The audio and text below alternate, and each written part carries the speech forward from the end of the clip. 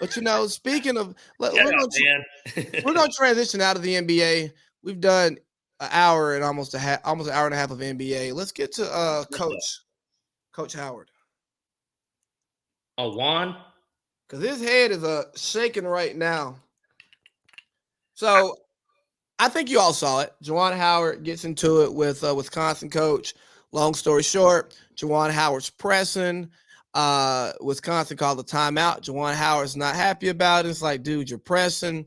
If you're going to look at it bigger picture, Michigan's struggling, and margin of victory helps getting into the tournament. So I think Juwan Howard's trying to do whatever he can to get his team into the tournament. Now, up until this point, he's had really good seasons there. He did have an incident with Mark Turgeon where he told him he would kill him. I don't know if you guys remember the Miami Heat teams, but Juwan Howard was usually the first person off the bench anytime there was an issue. So I'm not shocked by all of this at all. He's also the first player in NBA history to get a $100 million contract. Fun fact of the day. Who would have thought? But I'm just saying, who would have thought he was first? And but he was. And so he's been suspended for 5 games, which is the rest of the regular season. He addressed it after the game, and he issued an apology for his incident with the coach and swinging at him.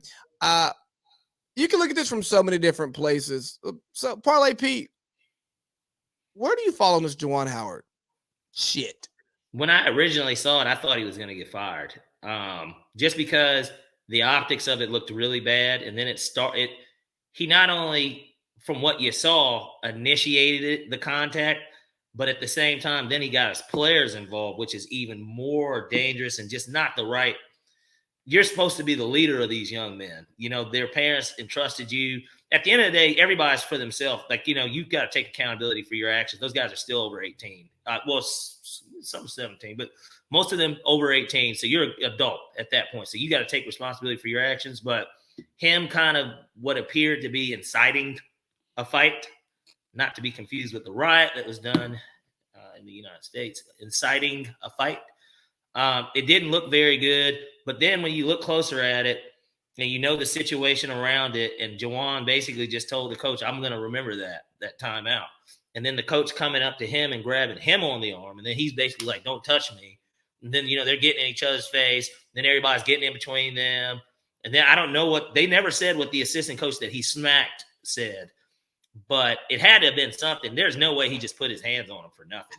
And he had to have said something, like whether it was fuck you. And then you had the other coach that did the DX suck it, the crotch chop that, it was ugly, honestly. I mean, I liked it a little bit because you like to see a little flair in the game. But, and that's what I was going to get to, dog. I like that. If I'm on his team, I like that. Our coach, he about it. He riding too. Like sometimes that whole leader of men, you can have to be infallible, keep your cool under pressure at all times. Nah, bro. He disrespected. We got to get some straightening around here. And that shouldn't be your reaction all the time. But occasionally, especially you got them young boys, they fed off that because you saw some of the other players ready to get active. Yeah. Just because, hey, they bout it. But you know what? That's doing it. Shit. Well, I'm here. I got my coach back. Yeah, exactly. And then you got the other guys who didn't want to be involved because that's not who they are. And it's okay not to be that type of person. But I just think, you're really going to have a team full of dogs like that anyways, unless you're like the bad boy Pistons where it seemed like every motherfucker over there was trying to hit. There's always the enforcers on teams. That's why teams that's why Kobe, once they lost Trevor, he wants Ron, our Meta World Peace. He wanted, once they lost him, Matt Barnes. You want a guy, obviously anyone from the Pacers and the Pistons too. Those are two teams that are clearly about that life too, especially the Pacers. Yeah, you want to stay. They're really going to have a team full of dogs like that. Yes, and I just think so much. And here's why you and I are here talking about sports is there's too many people talking about sports who never played sports. They've never been in like those moments where there's almost been fights. Like I've been in moments where you got high school coaches like talking shit to high school kids, and it's getting that heated because there's so much testosterone and so much adrenaline pumping, and it's just that one little thing. Like, I'll tell you a story real quick, right? Go ahead. I'm playing against my friends Todd and VJ. I know you've met VJ. I don't know if you've met Todd. I met Todd. Okay, so we're in a pile. This dude kicks me. He kicks me on top of my head in a pile. And I'm not going to repeat everything I said on my football game. Okay. So I run over, and I'm playing corner on their sideline. So I don't get in the huddle or any of that because, corners don't get in the huddle. We see the play call from the side. Okay, coverage, got it, cool. I look at their coach and I say, if that motherfucking so-and-so touch me again, I'm going to kill him. And I go. And then I didn't know this till like years later. Me and VJ are having a conversation. He grabs them. Hey, number 2, y'all shut him up. Because, bro, with sports, that stuff happens. So I'm not saying it's acceptable, but it happens. It's part of it. A lot of times it's not personal. No, you don't think about that stuff like after the incident is over. You don't think anything about that. Like that, for instance, the Michigan, the play itself, the pressing and then the timeout, it's like an unwritten rule. It's like you're up this amount of points. My guys, like you said, we've got to look a certain way on paper. So if we can cut this lead, we will. We know we're not going to win. So it's no reason for you to call a timeout. Hell, it was only – he said something about 4 seconds. Shit, at that point, you could have just threw the ball down for somebody to get, and they could have caught it, or Michigan could have got it. They might have dribbled, and probably had to shoot a half-court shot. Game over. But calling a timeout, you're already up. What is the point of that? It's an unwritten rule, like kind of in sports in general.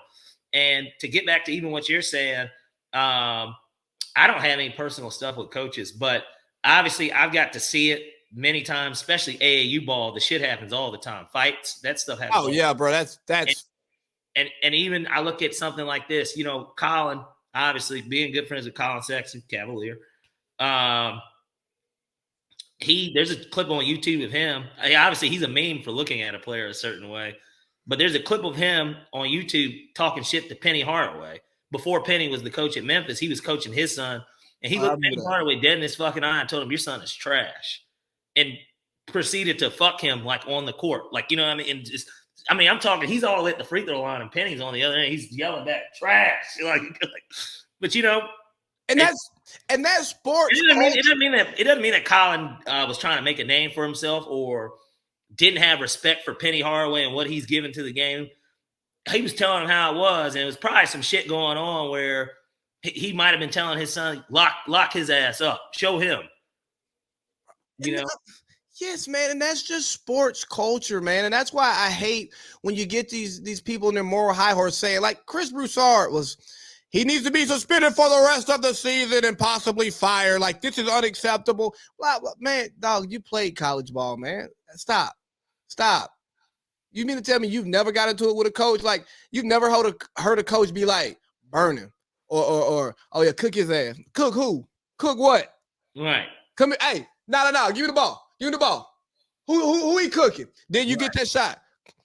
Cook that. You know what I'm saying? Like, that is sports culture, man. And then when you have somebody like a Juwan Howard who, a little bit different from a lot of these other coaches, and because he's a former player, because he came from the NBA, some of them will say he didn't really pay his dues. So he knows there's a different energy in that room, a certain level of disrespect that we don't know about that he gets from these coaches. And also, there's an unwritten rule of grown men. You don't touch no grown man. Ever, period. You certainly don't grab him by the arm. like nigga, what is this? Am I supposed to be your bitch and you about to fucking do some domestic? Why are you grabbing my arm like that? Like, so that's why after I saw it, because my first thought was, oh man, he's gonna probably get fired for this. Not that I thought he maybe should have, but my thinking is just he probably was gonna get fired. But after seeing it and knowing the actual story around it, this is probably the appropriate move. It's only 5 games left in the regular season. He'll be back for the tournament. They'll have a chance. Maybe they'll run into each other again because they do play in the same conference. It should be great stuff. And another thing with Juwan Howard too, he's an infamous college basketball player too, being a part of the Fab Five, who a lot of people who a lot of people, aren't very fond of because they did kind of change the dynamic. I mean, think about it. They were They wearing got to black being sneakers. niggas. Yeah, they were niggas. They were the NWA of college basketball, if that makes any sense. Yeah, they was niggas with attitude. And the world didn't like it. Black sneakers. Everybody else is wearing these dudes are wearing black sneakers. Big shorts. Yeah, baggy. They play with the swagger, about themselves. They're all freshmen. Like, you know what I mean? Dunking and C-Web dunking and yelling.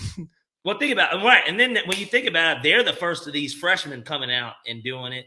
And then they ran it back, right? The very they next did run it year. back, yeah. And because they lost in the Natty one year, and then I think they lost either in the Elite Eight or the Final Four the next. Final Four.